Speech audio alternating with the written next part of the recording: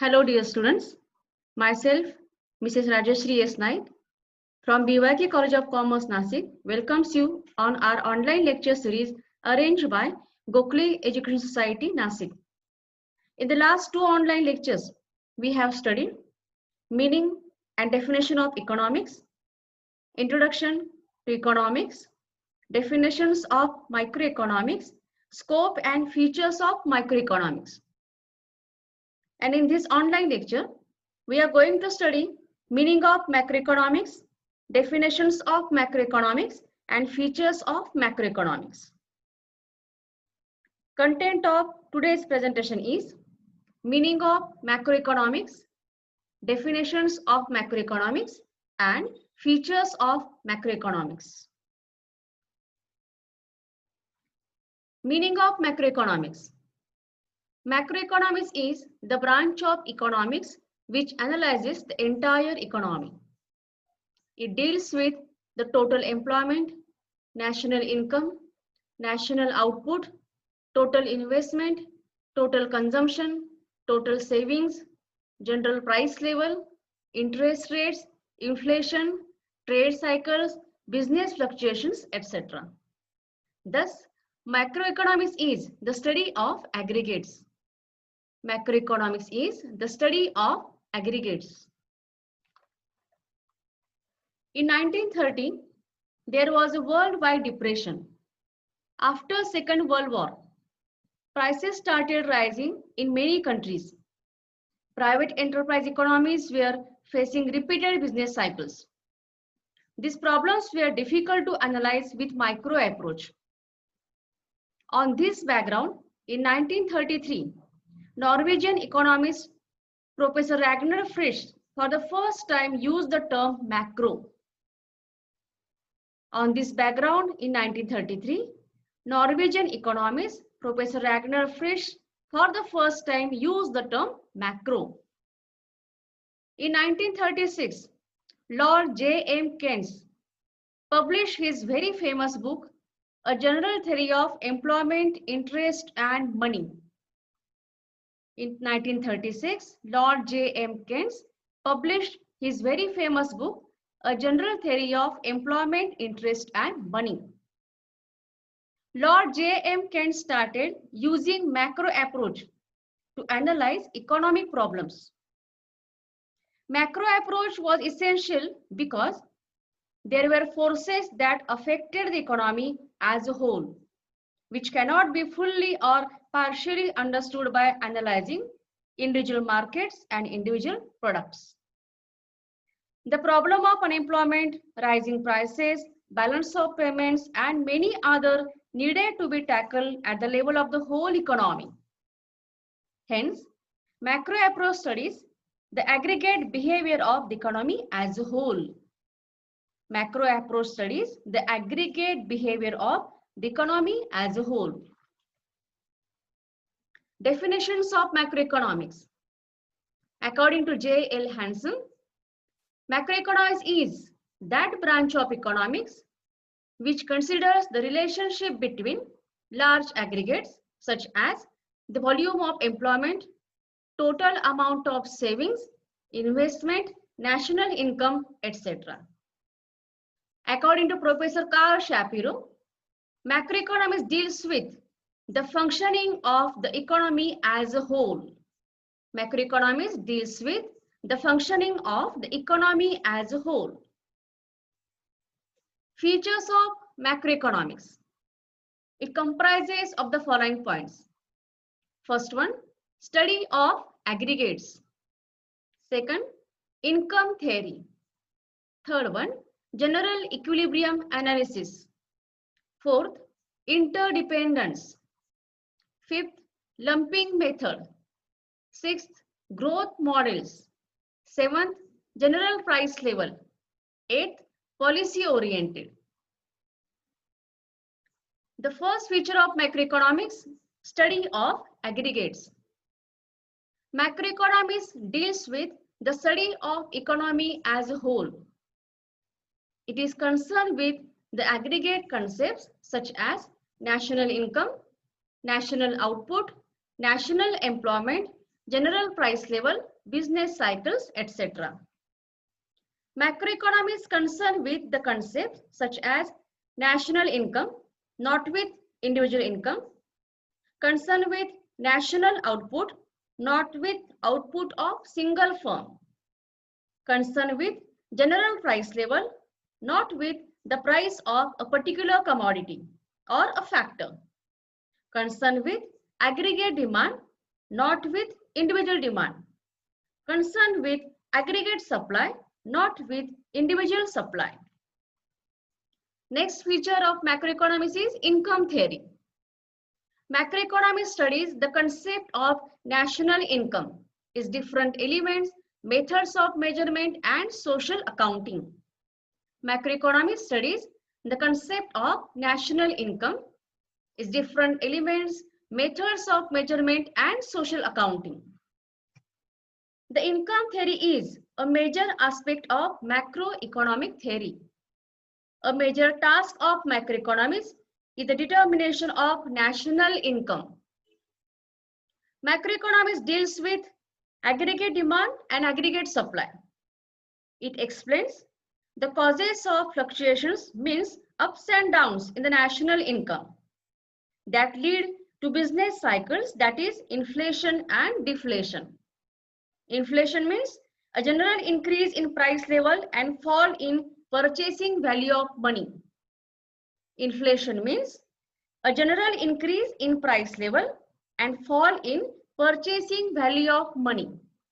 Deflation means reduction of the general level of prices in an economy. Deflation means reduction of the general level of prices in an economy. Next feature of macroeconomics is general equilibrium analysis. Macroeconomics deals with the behavior of large aggregates and their functional relationship. Macroeconomics deals with the behavior of large aggregates and their functional relationship. Macroeconomics is concerned with the behavior of aggregates and their interdependence. It is a general equilibrium analysis in which everything depends on everything else. Everything depends on everything else. It studies the behavior of number of economic variables at a time and taken into consideration their functional relationship and interdependence is doing so. Again, listen carefully. It studies the behavior of number of economic variables at a time and taken into consideration their functional relationship and interdependence is doing so. Since this approach deals with the whole economy, it has to explain how aggregate supply and aggregate demand are brought into equality and how equilibrium between these forces determine not only price level but also level of income and employment. This whole analysis involves the study of number of variables and their interactions. Next feature of macroeconomics is interdependence. Macro analysis takes into account interdependence between aggregate economic variables such as income, output, employment, investments, price level, etc. Macro analysis takes into account interdependence between aggregate economic variables such as income, output, employment, investments, price level, etc. For example, a change in income level may result in change in savings, which in turn may influence investment. The investment in turn may affect production output, which in turn may affect employment, and finally economic growth. A change may be positive or negative, or may be favorable or may be against or unfavorable. Suppose a rise in income level leads to rise in savings, which in turn may result in rise in investment, Due to rise in savings and investment, increase in production output means increase in production of goods and services, which in turn may affect in increase in employment, need of manpower, need of worker, and finally increase in economic growth means increase in real national income. Next features of macroeconomics, lumping methods. Lumping method is the study of the whole economy rather than its part. According to Professor Balding, forest is an aggregation of trees, but it does not reveal the properties of an individual tree. This reveals the difference between microeconomics and macroeconomics. Macroeconomics uses lumping method for the purpose of economic study. Microeconomic analysis uses slicing method. Under slicing method, the object study is divided into small individual slices. See again, in microeconomics, under slicing method, the object study is divided into small individual slices. For instance, in case of pricing, we study the prices of various products separately. Under lumping method, we study the general price level and not the prices of individual products. Under lumping method, macroeconomics is concerned with study of forest, not the study of individual tree. Next feature of macroeconomics is growth models. Macroeconomics studies various factors that contribute to economic growth and development. It is useful in developing growth models.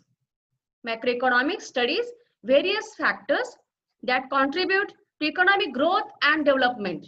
It is useful in developing growth models. Economists generally agree that economic development and growth are influenced by 4 factors: human resources, physical capital, natural resources, and technology. Again, listen carefully.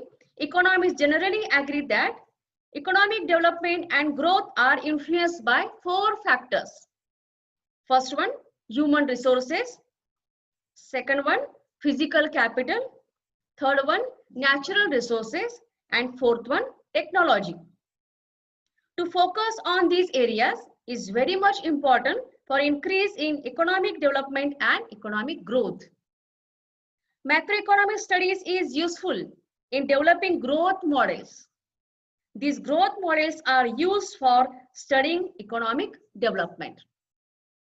For example, Mahalanobis growth model emphasize on basic heavy industries. I said, for example, Mahalanobis growth model emphasize on basic heavy industries. Now, what is Mahalanobis plan? The designer of India's second 5-year plan, 1956 to 61, was Professor Prasanta Chandra Mahalanobis, who had adopted the simple 2-sector model of Soviet planning of Feldman type. He gave top priority to investment goods as they were crucial for further economic growth of India. 7th feature of macroeconomics is general price level.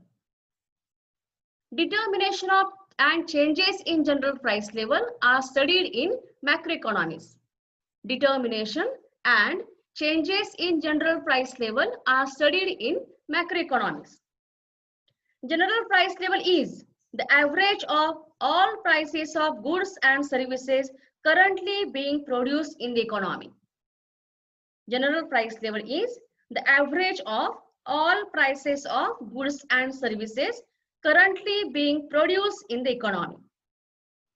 Now, determination of price means to determine the cost of goods sold and services rendered in the free market.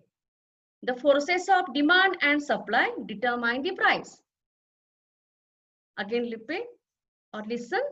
Determination of price means to determine the cost of goods sold and services rendered in the free market. The forces of demand and supply determine the prices. Changes in general price level means increase or decrease in the purchasing power of money over a period of time.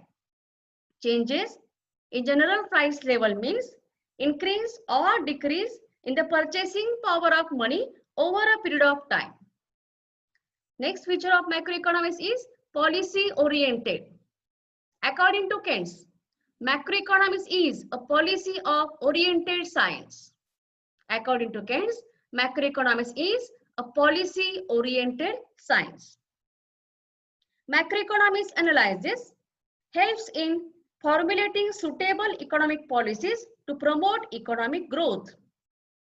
Macroeconomic analysis helps in formulating suitable economic policies to promote economic growth. Not only economic growth, as well as to generate employment, to control inflation, to pull the economy out of depression, etc. Means macroeconomics helps the government to frame the policies which are about economic welfare and social welfare. These two lines are very much important. Macroeconomics helps the government to frame the policies which are about economic welfare and social welfare. Now see the chart. The chart is about difference between microeconomics and macroeconomics on the basis of study matter. On the basis of study matter. Microeconomics studies with individual markets and macro deals with whole economy. Microeconomics studies effects on price of a good, a particular good, a single good. Macro deals with inflation or general price level. Microeconomics deals with individual labor market, and macroeconomics deals with or studies employment or unemployment. Microeconomics deals with individual consumer behavior, and macroeconomics studies aggregate demand or deals with aggregate demand. Microeconomics studies supply of good. Supply of good means single particular commodity, and macroeconomics deals with productive capacity of economy. That's it. We will soon come up with another topic. Till then, have a great time. Thanking you.